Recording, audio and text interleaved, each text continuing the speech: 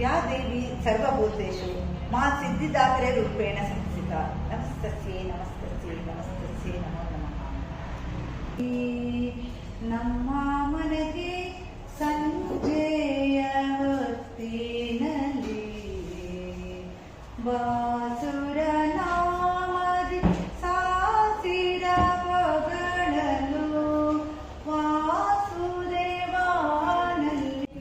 ಎಲ್ಲರಿಗೂ ನವರಾತ್ರಿ ಹಬ್ಬದ ಶುಭಾಶಯಗಳು. ಇವತ್ತು 9ನೇ ದಿನ, ಸಿದ್ಧಿದಾತ್ರಿ ಹೆಸರು ನವರಾತ್ರಿ ಹಬ್ಬದ ಎಲ್ಲರಿಗೂ ನವರಾತ್ರಿ ಹಬ್ಬದ ಶುಭಾಶಯಗಳು. ಇವತ್ತು 9ನೇ ದಿನ, ಸಿದ್ಧಿದಾತ್ರಿ ಆ ರೂಪದಲ್ಲಿ ದುರ್ಗೆಯನ್ನು ಪೂಜೆ ಮಾಡ್ತಾ ಇದ್ದೀವಿ.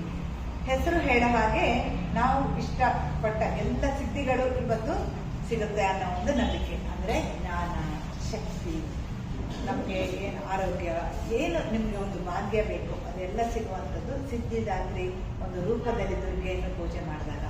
ಸೊ ಇವತ್ತು ನೀವು ಎಷ್ಟು ಜಪ ಮಾಡ್ತೀರಿ, ಎಷ್ಟು ಪೂಜೆ ಮಾಡ್ತೀರಿ ಅಷ್ಟು ಒಳ್ಳೆಯದು. ಅದು 9ನೇ ದಿನ, ಇವತ್ತು ಕೊನೆಯ ದಿನ ಅಂತ ಹೇಳ್ಬೋದು.